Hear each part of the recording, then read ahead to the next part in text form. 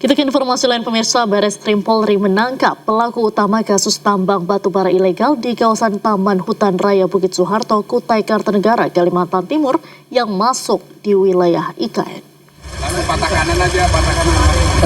Polisi menemukan 4.000 kontainer berisi batu bara ilegal dengan nilai sekitar 80 miliar rupiah. Pelaku utama berinisial M merupakan bos perusahaan PT WU. Pelaku berperan sebagai pemodal sekaligus penjual batu bara ilegal dari kawasan IKN. Tersangka sempat kabur selama 1 bulan sebelum berhasil ditangkap. Modusnya, batu bara ilegal dikeruk dari kawasan konservasi, ditimbun di area milik PT WU, dikemas dalam ribuan karung dan peti kemas lalu dikirim keluar Pulau Kalimantan. Tambang ilegal tersebut membuka 300 hektar lahan di dalam kawasan konservasi yang sekaligus berada di zona strategis IKN. Dan dari IKN sendiri kami temukan adanya illegal mining yang mana modus operandinya adalah dengan cara memalsukan dokumen yang mana mereka itu sebenarnya menambang di dalam kawasan hutan raya. Yang sudah kita amankan itu ada 5 tersangka sedang dalam proses dalam 4 laporan polisi. Hasil illegal mining ini dijual ke Surabaya dengan menggunakan modus dengan kontainer. Kurang lebih hasil penggeledahan ataupun penyitaan yang kami temukan itu kurang lebih 4.000 kontainer. Kita ke informasi lain pemirsa, Bareskrim Polri menangkap pelaku utama kasus tambang batubara ilegal di kawasan Taman Hutan Raya Bukit Soeharto, Kutai Kartanegara, Kalimantan Timur yang masuk di wilayah IKN. Polisi menemukan 4.000 kontainer berisi batu bara ilegal dengan nilai sekitar 80 miliar rupiah. Pelaku utama berinisial M merupakan bos perusahaan PT WU. Pelaku berperan sebagai pemodal sekaligus penjual batu bara ilegal dari kawasan IKN. Tersangka sempat kabur selama 1 bulan sebelum berhasil ditangkap. Modusnya, batu bara ilegal dikeruk dari kawasan konservasi, ditimbun di area milik PT WU, dikemas dalam ribuan karung dan peti kemas lalu dikirim keluar Pulau Kalimantan. Tambang ilegal tersebut membuka 300 hektar lahan di dalam kawasan konservasi yang sekaligus berada di zona strategis IKN. Dan dari IKN sendiri kami temukan adanya illegal mining yang mana modus operandinya adalah dengan cara memalsukan dokumen yang mana mereka itu sebenarnya menambang di dalam kawasan hutan raya. Yang sudah kita amankan itu ada 5 tersangka sedang dalam proses dalam 4 laporan polisi.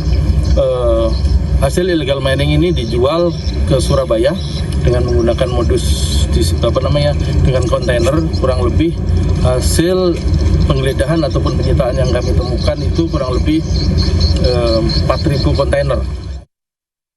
Menteri Keuangan Purbaya Yudi Sadewa berencana menyederhanakan mata uang rupiah atau redenominasi. Nantinya uang pecahan Rp1.000 akan diubah menjadi Rp1.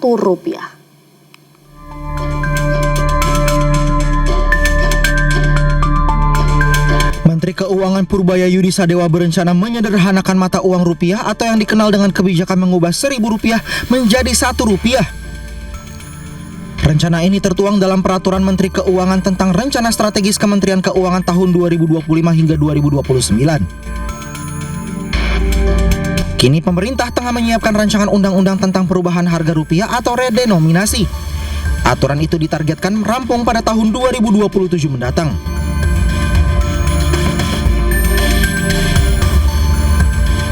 Redenominasi adalah pemangkasan atau penyederhanaan nilai mata uang tanpa memengaruhi nilai tukarnya yang dilakukan saat kondisi ekonomi sedang stabil atau sehat.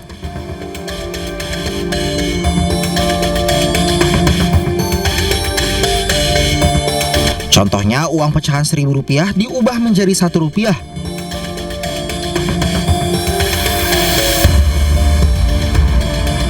Adapun tujuan redenominasi adalah untuk efisiensi perekonomian nasional, menjaga stabilitas nilai rupiah agar daya beli masyarakat terjaga, dan meningkatkan kredibilitas mata uang rupiah di mata dunia. Sementara menurut Ekonom Center of Economic and Law Studies atau Celios Nailul Huda, narasi terkait redenominasi rupiah lebih tepat disampaikan oleh otoritas moneter, dalam hal ini Bank Indonesia ketimbang otoritas fiskal. Meskipun di satu sisi Kemenq dapat mewakili pemerintah untuk mengusulkan pada parlemen terkait pembuatan undang-undang redenominasi rupiah. Saya melihat bahwa seharusnya narasi ini lebih tepat disampaikan oleh otoritas moneter ketimbang otoritas fiskal. Meskipun satu sisi sebenarnya Kemenq dalam hal ini mewakili pemerintah itu bisa mengusulkan kepada parlemen terkait pembuatan undang-undang redenominasi rupiah. Nah, kalau kita lihat sebenarnya di PMK yang terdahulu itu juga dimasukkan, namun hingga saat ini belum dibahas dan belum disetujui. Nah, saya rasa sebenarnya Bank Indonesia harus berbicara kepada DPR untuk menjadi pengusul undang-undang dari redenominasi rupiah ini, dan BI menjadi lead dalam isu redenominasi rupiah karena memang berperan aktif dalam bidang moneter. Rencana redenominasi rupiah telah lama bergulir sejak 2013 lalu. Rencananya 3 angka 0 dalam mata uang rupiah akan dihilangkan. Tim Liputan iNews melaporkan. Dalam Indonesia Treasury Review 2017 tentang desain strategis dan asesmen kesiapan redenominasi di Indonesia diungkapkan sejumlah keuntungan dari redenominasi terhadap Indonesia, yaitu sebagai berikut.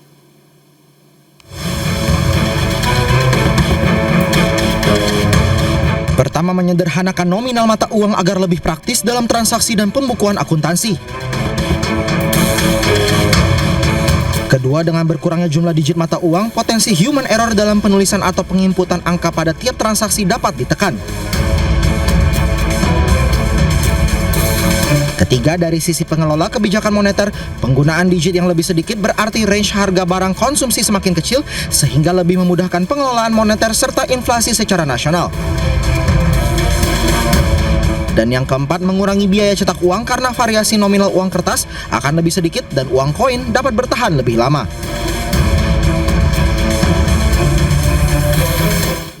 Rencana pemerintah menyederhanakan mata uang rupiah atau redenominasi menuai pro kontra di masyarakat, dan berikut tanggapan warga Jakarta.